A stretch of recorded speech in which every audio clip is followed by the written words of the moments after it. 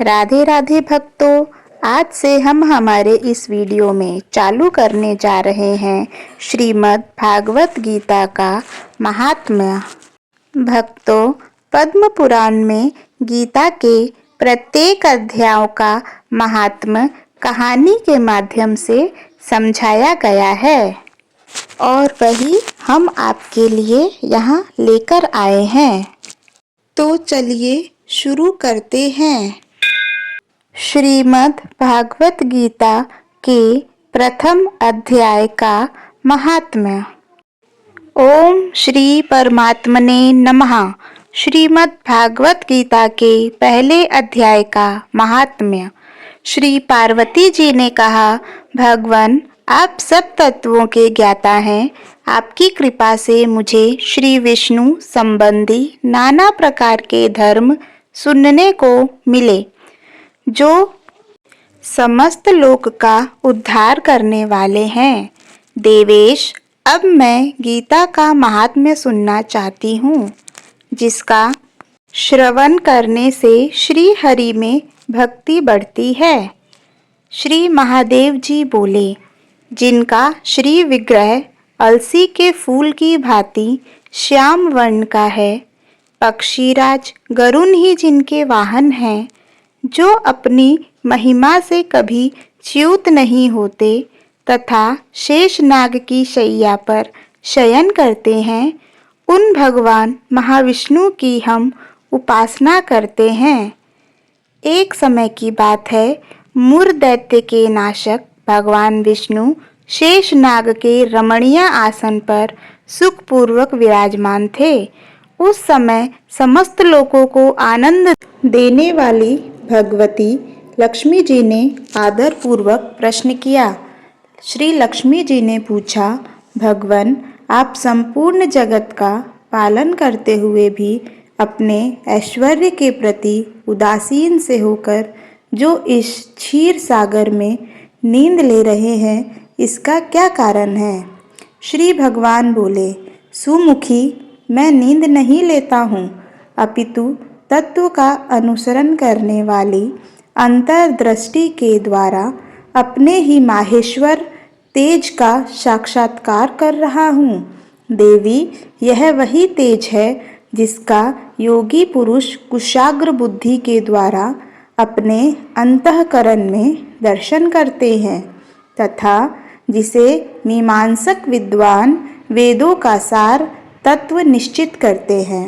वह माहेश्वर तेज एक अजर प्रकाश स्वरूप आत्मरूप, रोग शोक से रहित अखंड आनंद का पुंज, निष्पद तथा द्वैत रहित है। इस जगत का जीवन उसी के अधीन है, मैं उसी का अनुभव करता हूँ।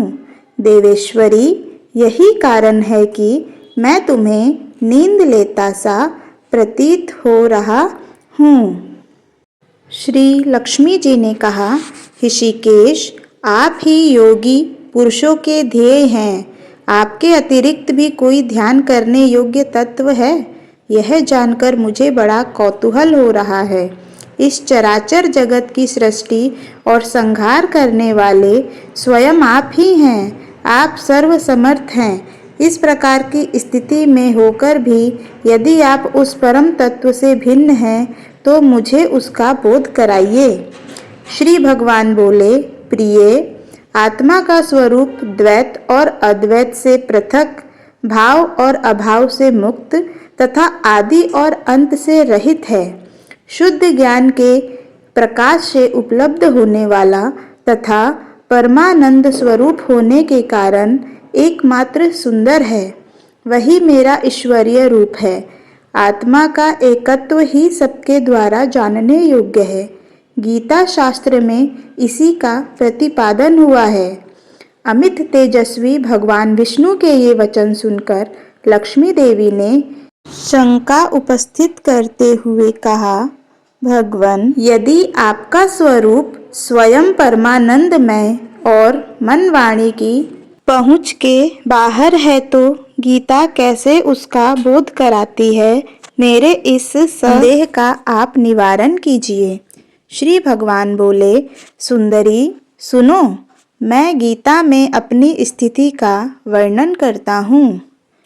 क्रमशः 5 अध्यायों को तुम 5 मुख जानो, 10 अध्यायों को 10 भुजाएं समझो तथा 1 अध्याय को उदर और 2 अध्यायों को चरण कमल जानो। इस प्रकार यह 18 अध्यायों की वांगमयी ईश्वरीय मूर्ति ही समझनी चाहिए। यह ज्ञान मात्र से ही महान पातकों का नाश करने वाली है। जो उत्तम बुद्धि वाला पुरुष गीता के 1 या आधे अध्याय को अथवा 1 आधे या चौथाई श्लोक का भी प्रतिदिन अभ्यास करता है, वह सुशर्मा के समान मुक्त हो जाता है।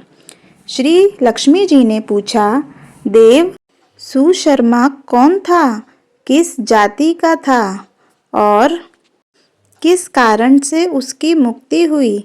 श्री भगवान बोले, प्रिय, सुशर्मा बड़ी खोटी बुद्धि का मनुष्य था।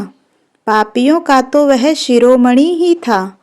उसके जन्म वैदिक ज्ञान से शून्य एवं क्रूरतापूर्ण कर्म करने वाले ब्राह्मणों के कुल में हुआ था।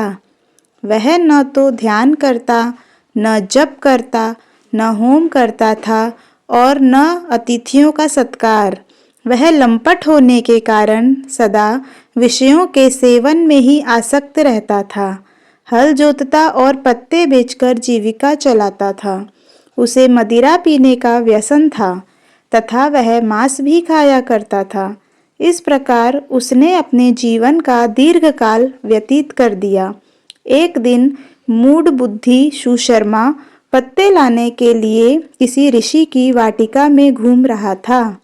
इसी बीच में काल रूपधारी काले सांप ने उसे डस लिया। सुशर्मा की मृत्यु हो गई।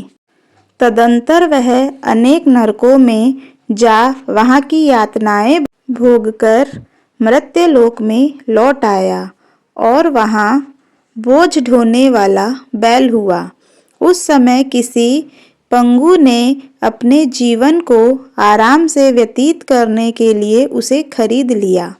बैल ने अपनी पीठ पर पंगु का भार ढोते हुए बड़े कष्ट से 7-8 वर्ष बिताए। एक दिन किसी ऊंचे स्थान पर बहुत देर तक बड़ी तेजी के साथ उस बैल को घुमाया। इससे वह थक कर बड़े वेग से पृथ्वी पर गिरा और मूर्छित हो गया। उस समय वहां कौतूहलवश आकृष्ट हो बहुत से लोग एकत्रित हो गए। उस जन समुदाय में से किसी पुण्यात्मा व्यक्ति ने उस बैल का कल्याण करने के लिए उसे अपना पुण्य दान किया। तत्पश्चात कुछ दूसरे लोगों ने भी अपने अपने पुण्यों को याद करके उन्हें उसके लिए दान किया। उस भीड़ में एक वेश्या भी खड़ी थी। उसे अपने पुण्य का पता नहीं था, तो भी उसने लोगों की देखा देखी उस बैल के लिए कुछ त्याग किया। तदंतर यमराज के दूत उसे मरे हुए प्राणी को पहले यमपुरी में ले गए। वहां यह विचार कर कि यह वेश्या के दिए हुए पुण्य से पुण्यवान हो गया है, उसे छोड़ दिया गया। फिर वह भूलोक में आकर उत्तम कुल और शील वाले ब्राह्मणों के घर में उत्पन्न हुआ। उस समय भी उसे अपने पूर्व जन्म की बातों का स्मरण बना रहा।